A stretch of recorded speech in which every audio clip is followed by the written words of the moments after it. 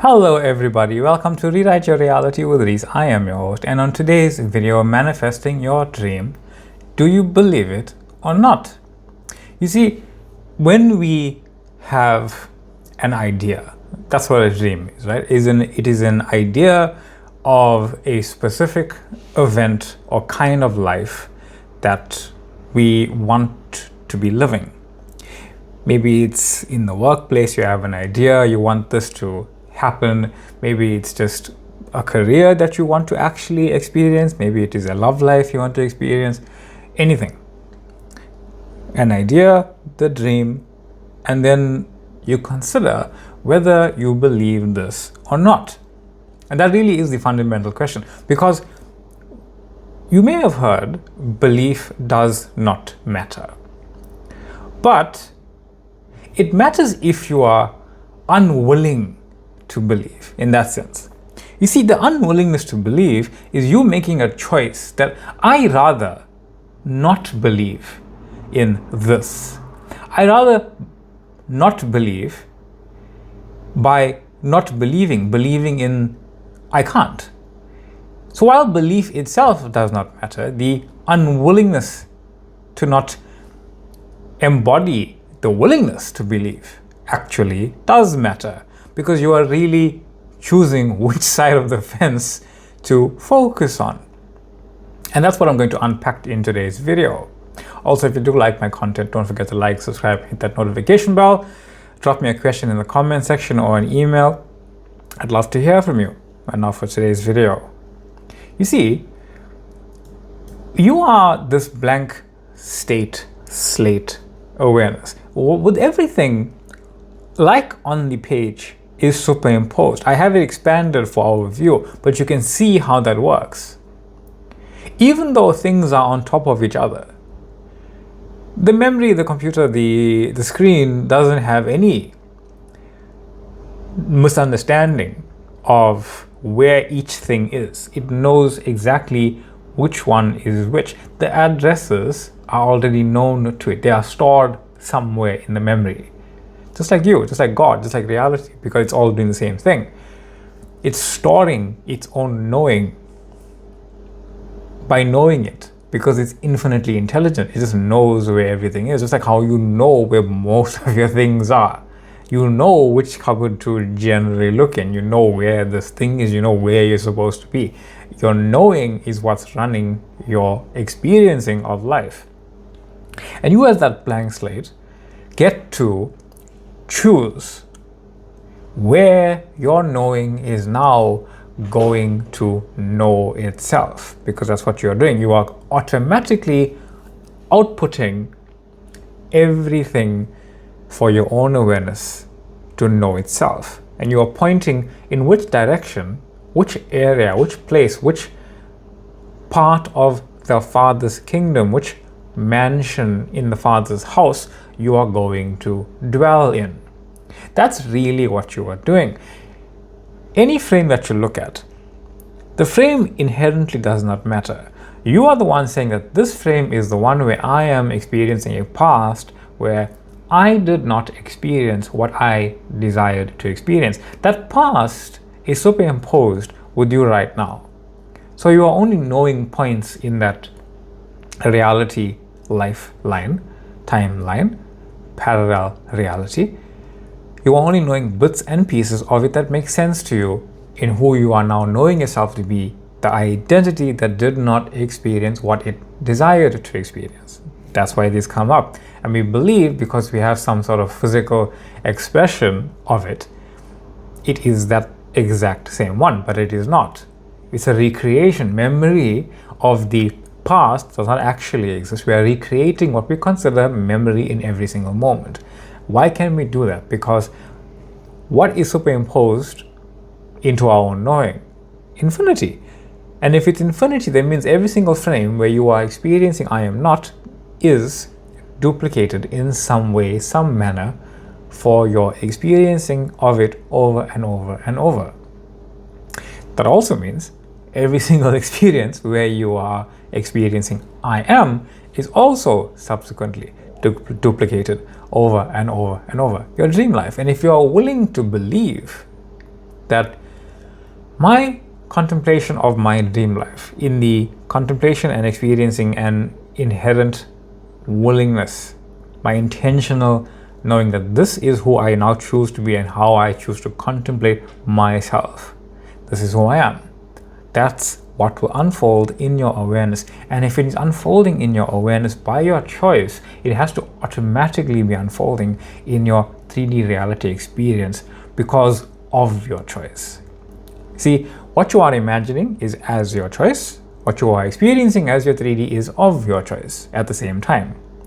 So when you contemplate, I am number one, I am the only one, I am the only source of my reality, that's where your focus is automatically being aware of itself as, by your choice, contemplating that. And you shift automatically into that timeline of parallel reality or life experience.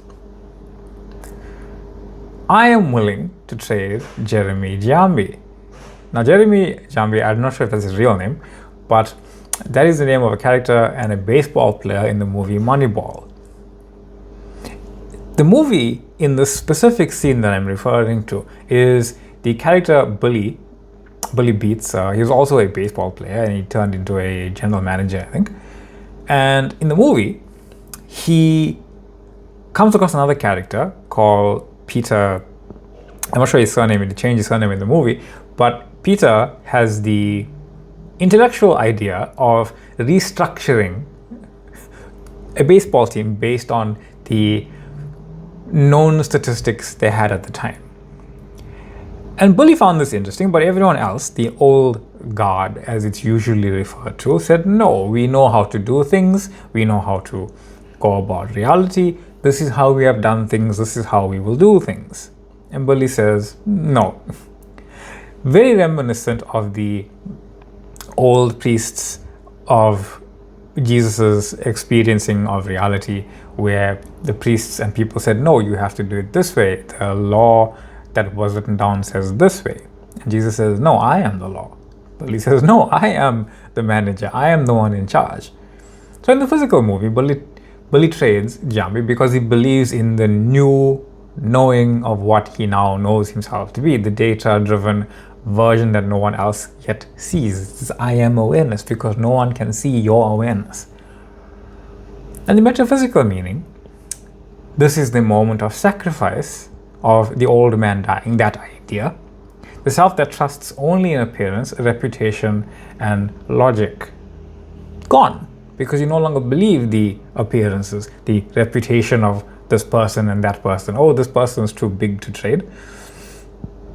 And the logical expression that everyone puts forward. You see, Matthew 13:46, when the merchant found one pearl of great price, he went and sold all, quite literally, that he had and bought it. Billy Bean, in consciousness, finds his pearl of great price. The pearl in this movie is the technical expression of what is now really going on. The truth of a new way of being, faith in the unseen intelligence in the numbers, in the invisible order behind the visible. To embody this conviction, he must give up all other securities. And he really does. He really has to battle with himself, but it really ended up just being a simple choice. Yes, I am going to go all in on this. Peter Brand's resistance, even the guy who brought it forward, because Peter, in this expression, is unconscious a little. He's unconscious of what he has. He's unconscious of what he's saying. He's unconscious of what he has brought forward. Why? Because in Billy Bean's reality, Peter is unconsciously just putting forward whatever Peter as consciousness, Billy as consciousness wants to experience as reality. So even he doesn't believe it, even if he does not believe in what he is saying, it only matters if Billy believed it, because Billy is the main focus, the main point, the main awareness. That's Billy's story. So Peter, played by Jonah Hill, Brad Pitt is Billy Bean, yeah? If you haven't understood it by it, if I haven't mentioned it, it's a movie called Moneyball. It's great. It represents the intellect, the analytical mind still bound by appearances. When he protests, he basically symbolizes the voice that says, you can't do this. This doesn't look right. the world will not understand. And metaphysically, this is the ego mind, what we call the ego mind, but really it's just the physically focused version of yourself. See, there's no such thing as an ego mind or separate higher mind or subconscious mind. Those are all just labels of various degrees of focusing, of where our own focusing is. See, this is your body, but that's your finger, and that's your palm, and that's your forearm, and that's your bicep arm, and your tricep, and your shoulder, and your head, and whatever. But it's all just your human physically focused self. We may have names to refer to a different point of view, but that's all it is. It's still part of that I am awareness. So to preserve the safety, to preserve the conditions, what was already going on, the previous identity, by reasoning with the current conditions. Now, John 7:24, do not judge according to appearance, but judge with righteous judgment. Billy embodies the I am, the Christ consciousness that acts from knowing, not from external validation. I'm doing this, that's it. That's what Billy said. This is who I am. I don't care what he said, I don't care what they said, I don't care what they will say. The only thing that matters is what I said. And I said I am going all in on this version of reality right now. That's it. Billy, I think you need to take a look at what you are doing. And that's what Jonah says, the Peter Brand's character. This line captures the illusion of separation, asking the outer world to approve what only the inner self can know, and no other person in your reality, including your physical self, can approve what your specific inner self, your specific awareness, is now knowing itself as awareness. Because how can they? They are different characters in different movies, in different points of view, as different points of view. How can they know who you are? They can't. Only you can. The versions that know who you are, but you don't have to yank those ones into existence. You already saw them and you imagine your desired end. They already saw you. It's a mutual agreement that already existed. The 3D world asks for explanations, metrics, and proof. But metaphysically, the 3D is the shadow or the echo or the effect of awareness. One-way street. It cannot see the source of its own light. Billy stands as the Father consciousness, the only point of view that matters, saying in essence, I am not missing anything. I am not missing anything. The Father and I are one. John 10:30. Be still and know that I am God. Psalm 46:10. And Billy is sitting there very calm and calculated, making his trades, making his moves, quite relaxed. And Jonah has no stake in this anyway. And he's flipping out. You can't be doing this. Trying to protect him, trying to protect himself, trying to protect the team, trying to protect the image. We try to hold on to the image, protecting it. Okay, what am I missing? Nothing. This line turns inward in metaphysical truth. Nothing is missing. How can something be missing if God created everything? What do you think is missing from your life, from reality, from existence that God did not create already? What is it that you know that God doesn't? I tell you what, everything you know, God knows, because you and God are one. I and the Father are one. The Father and I are one. The Father and I are one. Everything exists now in infinite potential. Known unto God are all his works from the beginning of the world. Acts 15:18. Reality itself is an eternal beingness. What we call change is merely the rearrangement of appearances according to our state of consciousness. That's all. That's all it is. It is a giant, infinitely sided puzzle that is rearranging itself into points that already existed for your experiencing of the arrangement of it. That's all. That's all it's doing. That's why it's only ever a choice. Yet, once more, I shake not the earth only, but also heaven. Hebrews 12:26. Billy's decision shakes both the earth. He says as much. I'm shaking things up. Outer conditions and the heaven, inner assumption. This means everything is subject to transformation except eternal consciousness of I am, the divine observer that never changes. And I said this before in another video, the 3D expression of the law of thermodynamics. Nothing can be created or destroyed, only transferred or changed from one form to another. And if anything can be changed from one form to another, they must be of one form. The form is I am, changing from one form to another. But who do you say I am? Matthew 16, 15 to 16. In the metaphysical sense, this is not a question Jesus asked. It's a question reality asks you in every moment. Who do you declare yourself to be right now? And Billy's response, his unwavering conviction in his idea now, is his Simon/Peter moment when he's asking them. The rock upon which consciousness built its world. Faith is the substance of things hoped for, the evidence of things not yet seen.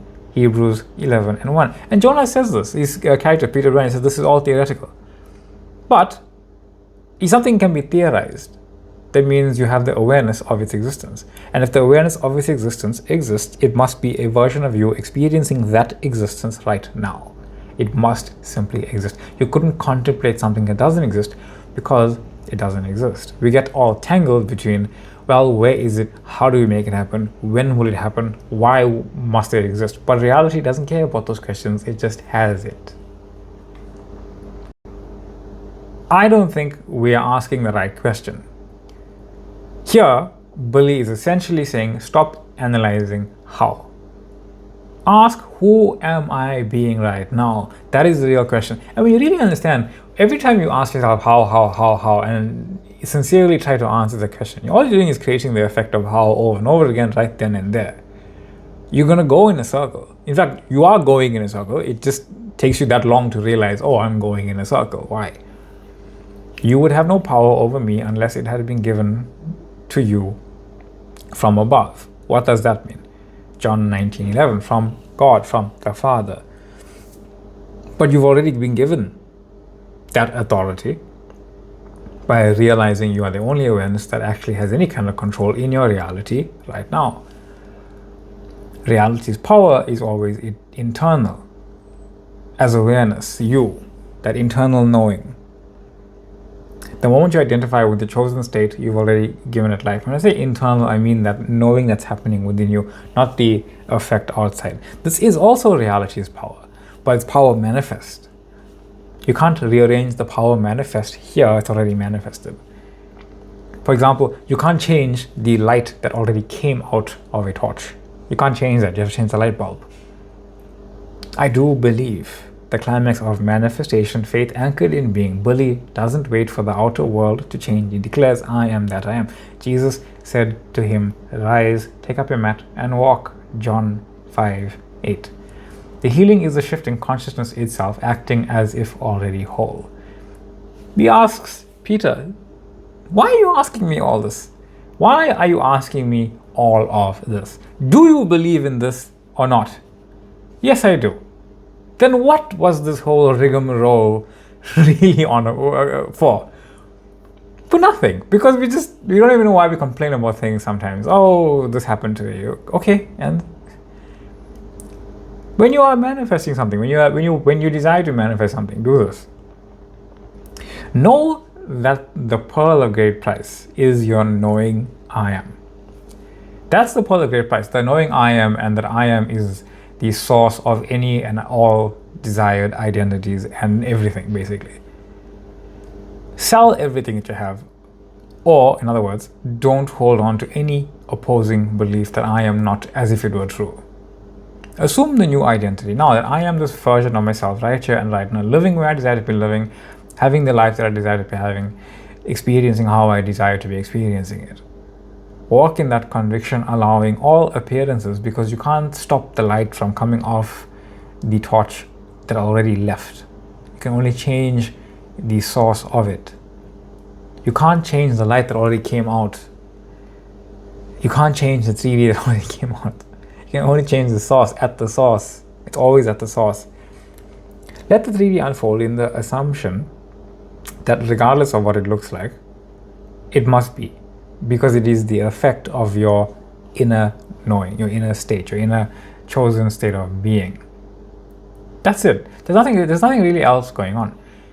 You are awareness. The moment you decide, I am this, you are already walking in that direction, regardless of what the journey looks like. I am that version of myself already. I am awareness. I am your host, Reese. This is your reality with Reese. Thank you all for being here. Much love and much light. Thank you for the comments, questions, shares, likes, subscriptions.